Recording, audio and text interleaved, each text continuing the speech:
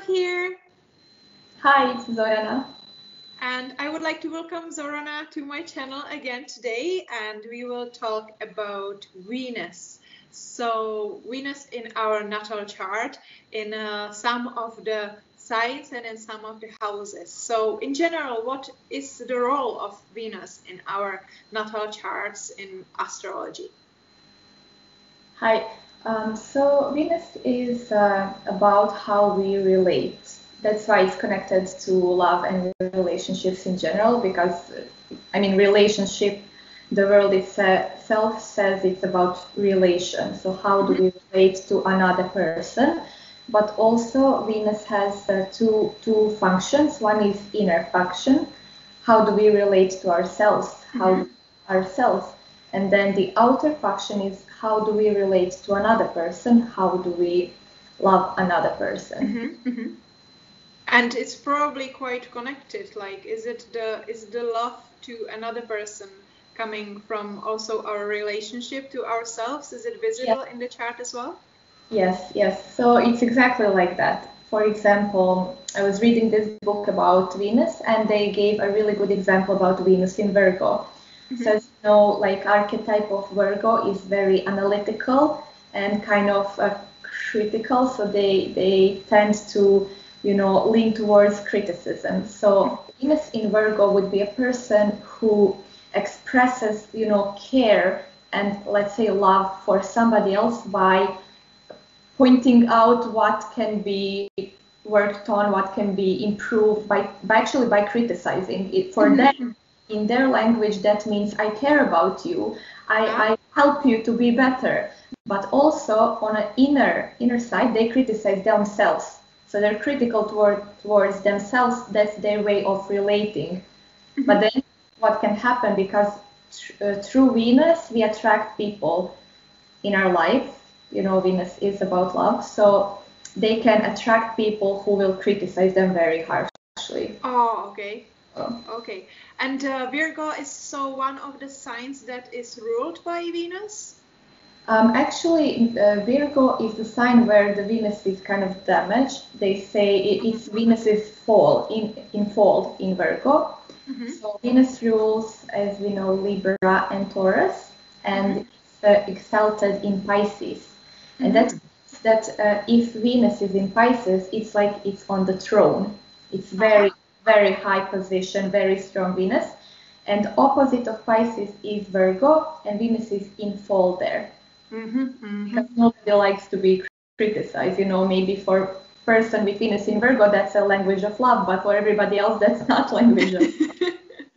Yeah, well, we just have to hope then that the Virgo will be able to kind of balance it for themselves and for their life, because obviously and of course it's not only about only Venus, that she would just say, and you have Venus in Virgo and that means this for sure. There's also the aspects and the rest of the natal chart, as we were talking about it, I believe, in the first video, that the natal chart is something as a whole thing, and we can't really just like cut the piece out of it, even though we have to today for our video to kind of get focused on one of the many topics and aspects, and this one is so related to love.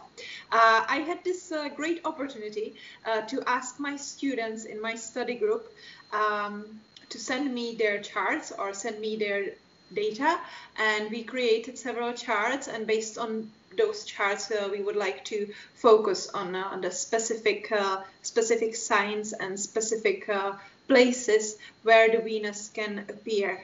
In the first chart that I've sent you is the chart EB1. We can see there Venus in the first house, and we can see there also Venus in Aquarius.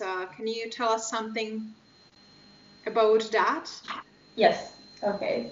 So first house is ascendant. I think we talked about that in the first video about ascendant and the difference between sun and ascendant. So any planets in the first house, they will be emphasized.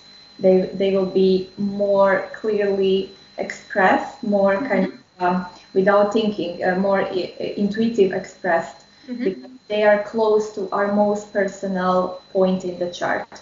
Also about the planets in the first house, we say that they kind of influence our behavior.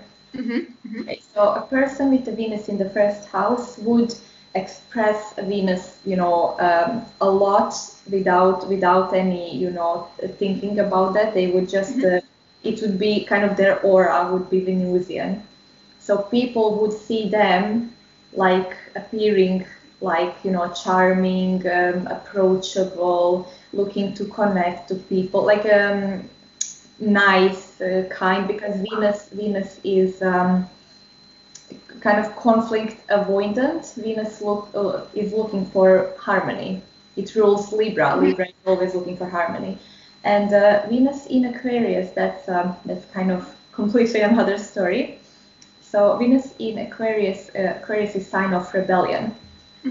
It is ruled by Uranus, and it is sign of rebellion against any, structure, any tradition, anything that was before us. And Venus in Aquarius would be a person who is rebelling in some sort of way against what society think it should be like in relationship, like traditional form of relationship. Like Venus in Aquarius would be a person who say, I don't have to get married. Who says I have to? Or I don't have to get married to a man. I can be with a woman if you're a woman. It's kind of an alternative approach to relationships, alternative approach to anything that is a theme of Venus. And can it be also that it's kind of against like nowadays trends? Like that, for example, I believe that nowadays trends are rather more free in the relationships, and rather more like to go through several relationships before you find the true love. Can it be also that the Venus in Aquarius in nowadays times would be rather more like proper relationship that lasts for several years? Yes, so exactly, it's such a good example. So like through history, if we're reading books about astrology and about Venus that were written, a couple of years ago, or let's say 20, 30, 40 years ago, like tradition then was different than now. Relationships then were different. So you had that generations of 60s, like a free love. They rebelled against the generation of 50s. And 50s were all, like American dream, family with 2 kids, marriage. You never talk about problems, everything is perfect. And then the generation of 60s rebelled against all of that. They wanted free love. They wanted, to be with everyone, to kind of, dance naked in the forest or whatever. So that was Venus then. Venus then was progressive. And because our society is so progressive now and so kind of open to everything, yes, a person with Venus and Aquarius could be more than withdrawn. It could be more like, okay, let's find something else now. Let's have like proper foundation and go in depth. With the chart that you have sent, if you look at the first house, this person does not only have Venus in Aquarius, there is a Saturn in Capricorn in the first house as well. If they work together, it would be exactly like you described. This person would be more traditional, it would be more towards like Capricorn values.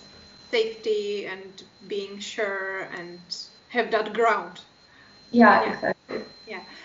What's like super exciting is that when you look at when you said that the first house means some kind of expression, and EB has Venus in the first house, we can look at on the second chart that I sent you, which is EB2, and she's quite an Venusian girl, I would say.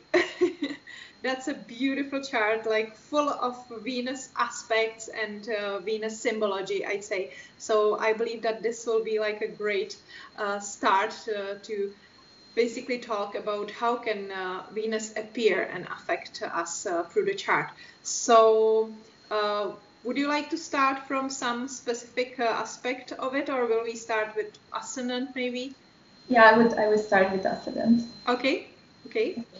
So EB has ascendant in Libra, and Libra is ruled by Venus. So we always look at a planet who is in rulership with the sign on ascendant. So we are looking where is Venus in this chart. And it is actually placed in the 8th house, and it's in the sign of Taurus, which is amazing because Taurus and Libra are both kind of in rulership with Venus.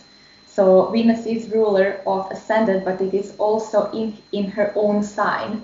So it's a very strong position for Venus. And traditionally, Taurus is, the kind of main ruler. It has the main rulership with Venus. Now the 8th house, and there is a sun in 7th house in Taurus, and 7th house is traditionally ruled by Libra. So there's kind of interconnection between 1st and the 7th. Libra and Taurus. So everything here is full of Venus energy. So Venus is not only ruling the ascendant, she's also ruling the 7th house and the sun. She's kind of this is something called dispositor. She's ruler of the sun because the sun is in her own sign. So she's there all through.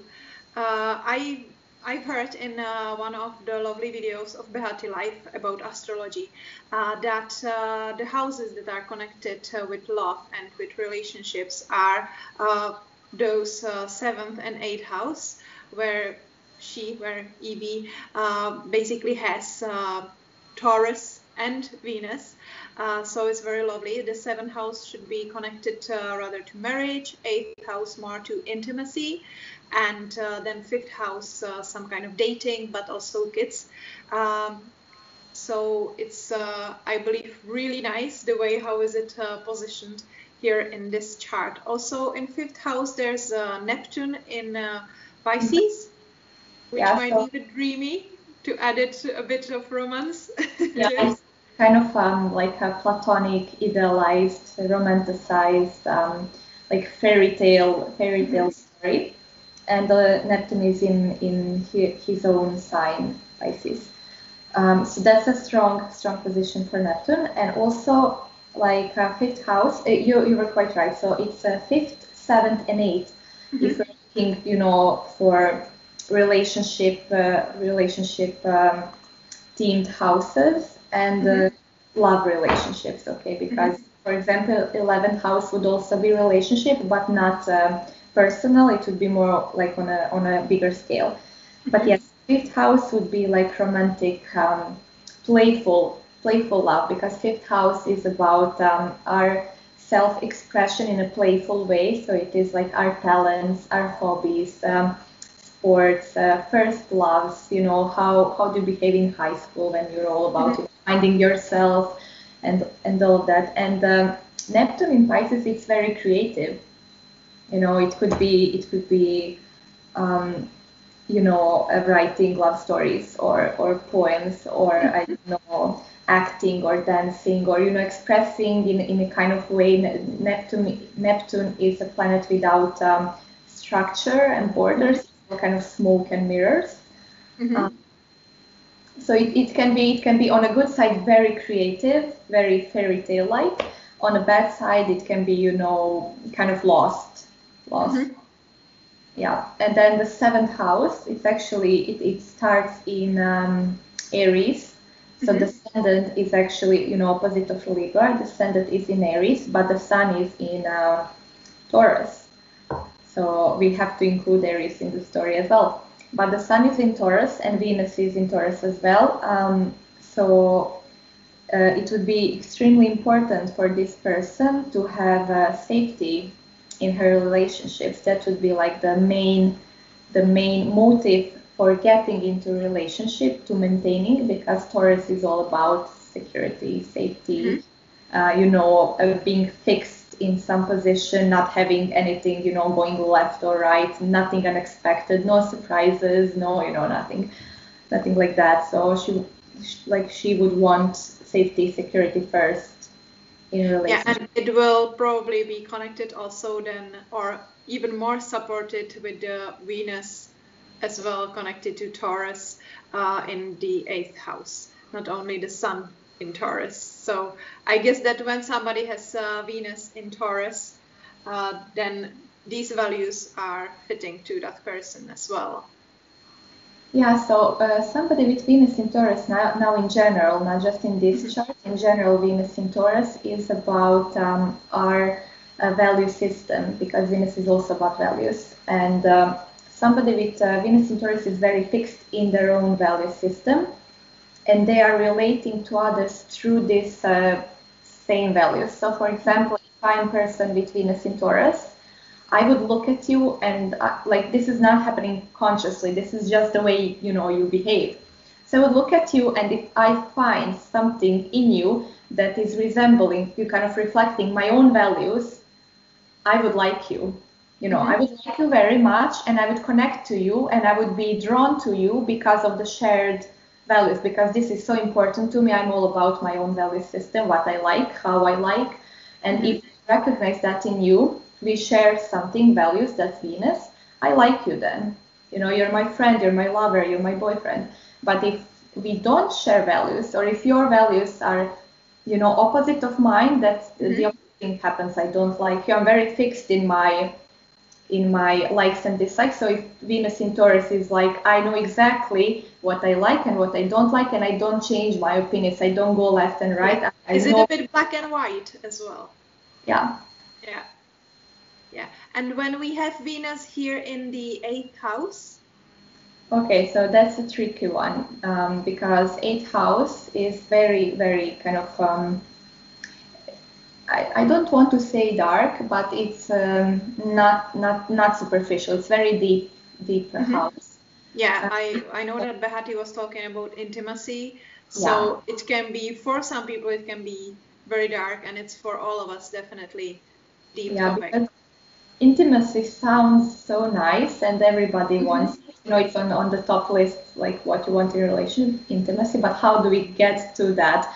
Like by revealing yourself to a partner, by risking to lose something, by being vulnerable, by, you know, sharing your secrets, your kind of weak spots. It's very hard to be, you know, to have intimacy with somebody. It involves a lot of risking, and you know, it's not always a nice process to get to be intimate with someone. It's also about sex.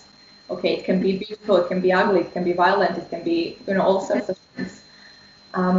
Also, 8th house, we say it's kind of dark house, because there psychologically it's where your kind of where part of your unconscious would be, part of your shadow, of the things that you don't admit to yourself. You know, that's why it's secrets are also there. And in the 12th house, so 8th house is not an easy place for Venus to be. Venus in 8 could be very obsessive, you know, or she could attract people who are very kind of fixed, obsessive, jealous, you know, stuff like that. Yeah, but I'd say that in the case of having Venus in Taurus, it will be rather from this Venus, the jealousy, because Taurus can be quite a jealous sign and possessive sign, indeed. I'd say that we at least mentioned most of the houses that I wanted to talk about. The next one that I have here is the 2nd house. What's happening when we have Venus in the 2nd house? I have here one friend who has Venus in 2nd house in Cancer, and the 2nd house is some kind of like on the opposite side of the chart than the 8th house. Does it have some kind of relationship? Yes, it has. I was trying to find the chart here, but I couldn't find it, so we will just talk about, you know, Venus in 2nd house. Okay, so 2nd and 8th house are on axis, shared axis. So if 8th house would be intimacy, as in sharing something with your partner, it's immediately after 7th. 7th house is your partnerships, your relationships, your partner himself or herself. Then 8th house is what you share with them. Second house is immediately after the first house, which is your own personal, most personal points. So that's second house is what is yours, what belongs to you. Venus there, on the most superficial level, could be I own beautiful things. I buy beautiful things. I am attracted to, I want to own everything that is beautiful, okay? And also Venus there is again about values. So it is what we consider valuable. So it would be like beauty, love, relationships. It is also about fulfilling our own desires. Eighth house is about fulfilling somebody else's desires. So that's kind of opposition there. So somebody with Venus in second house would be focused on making themselves happy, of kind of ensuring that they are safe, secure, that they have enough resources, that their own desires are met. While somebody with Venus in 8, like the person that we were talking about before, she would be more focused on how to make somebody else happy, how to fulfill somebody else's desires and wishes. And also she's kind of Libra rising, so that goes one with another, kind of putting somebody else first. While this person would be more focused on themselves, my own needs, my own desires. Like it doesn't have to be in a selfish way. It can be in a very kind of my relationship with myself. It is very important to me. If I can open this this chart a tiny bit more, even though you can't see it, I hope that it will be okay though. This Venus here is in Cancer, and then Cancer is ruled by the Moon, and Moon is in Libra. So is it that's the borrowed rulership, or how are they? And the Moon is actually in the 5th house, so that might be interesting as well. So I'm not sure if that's a proper English translation, but yeah, it's something that we call borrowed rulership. So the planets kind of exchanged places of the signs in which each of them rule, and their own relationship between Moon and Venus would then be very strong and very positive. In astrology, we would say they're in love with each other because they're in such a strong,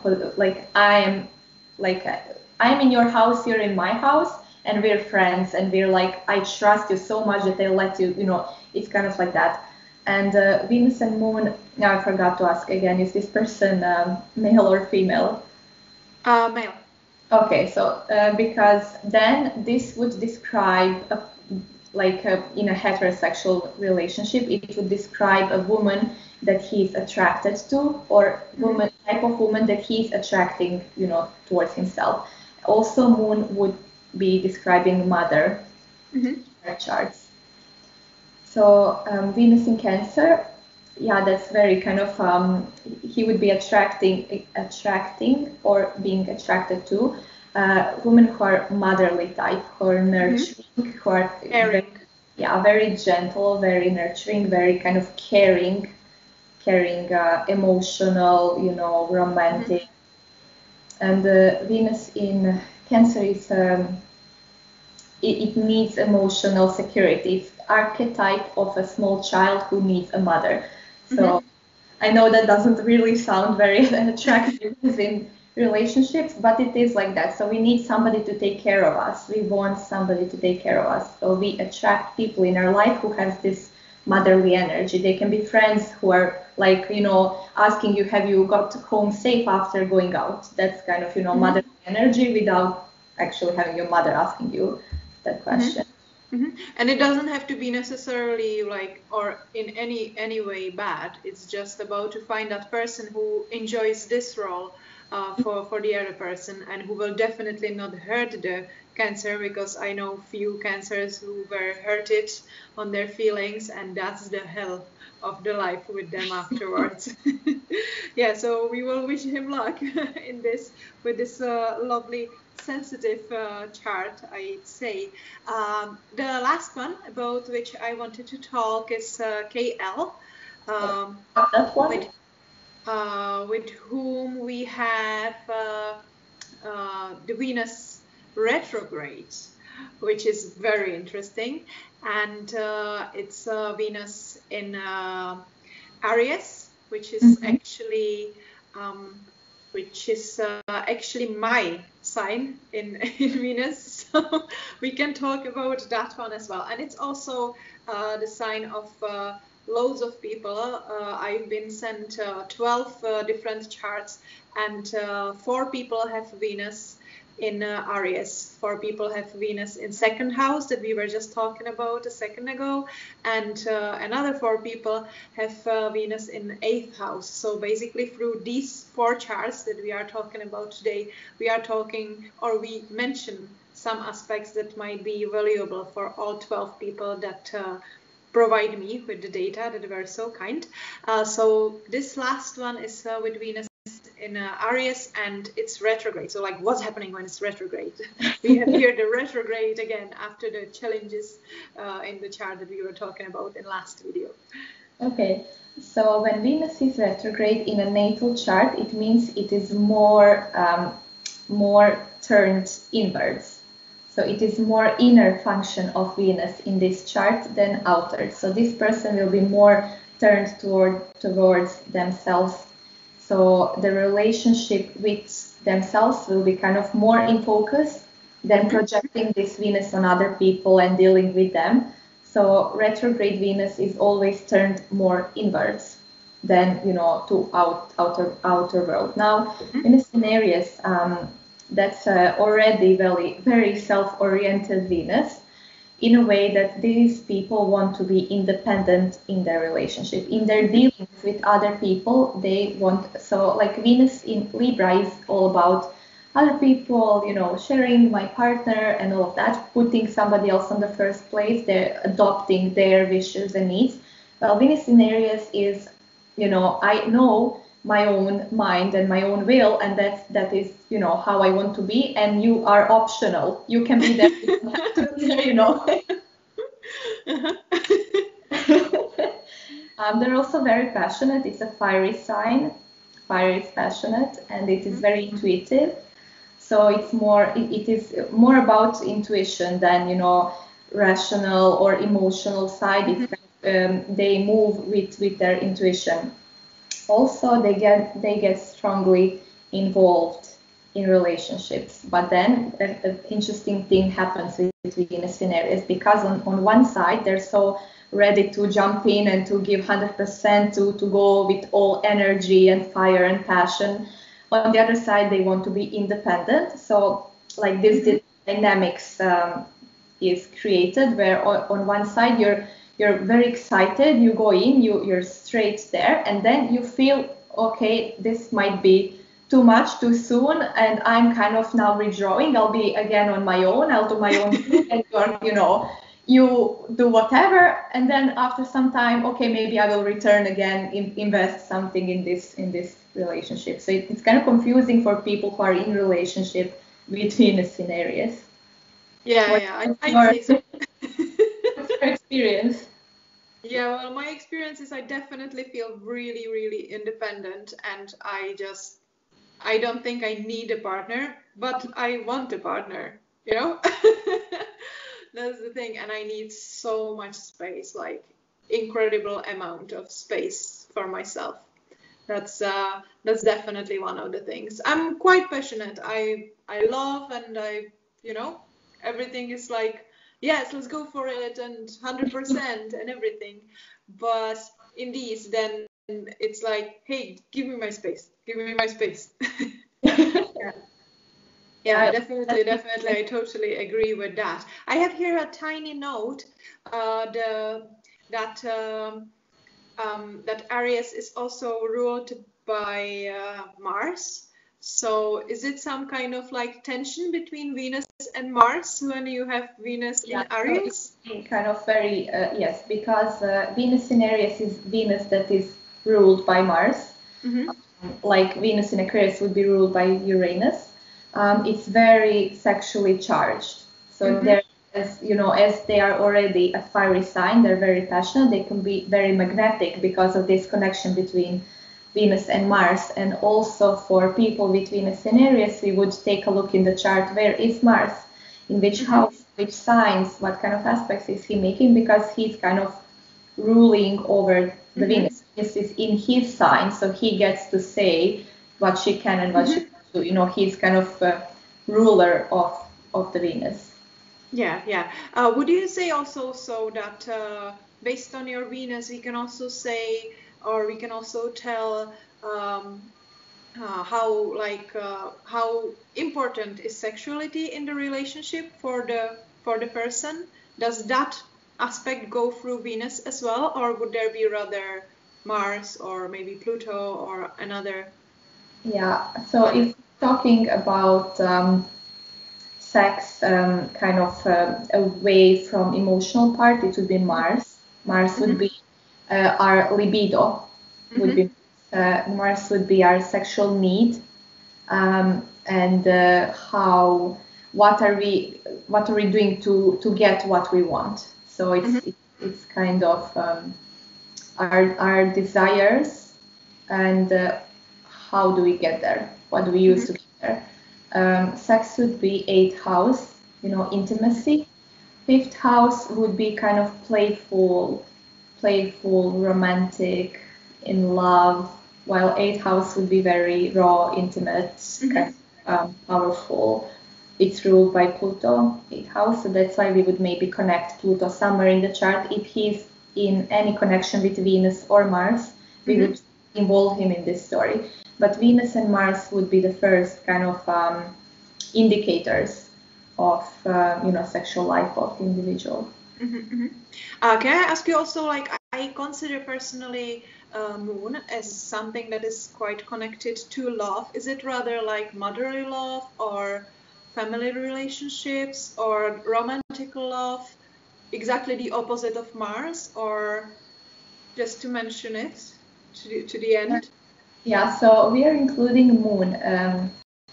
We are definitely including Moon in love stories, but that is kind of more mature, not mature, but towards the end of our love story. So if we fall in love with our Venus, let's say that we get married with our Moon. That's kind of what. Okay. Also, Moon is of course the mother in the chart. So in the female chart, it is your own mother, but also what kind of mother would you become to your child. And in a male chart, Moon would be his mother, but also what kind of woman he wants to be mother of his own children. That's why traditionally Venus would represent lover, but Moon would represent wife. You know, 30 years ago when the society wasn't, so open-minded and so liberal, there was a clear distinction. So Venus was lover, but the Moon was wife. Okay. Well, then thanks for clarifying this last note here for me, and thank you for coming again and for helping us out with our Venuses and for talking about Venus in different houses and different signs. Thank you, and see you soon. Bye.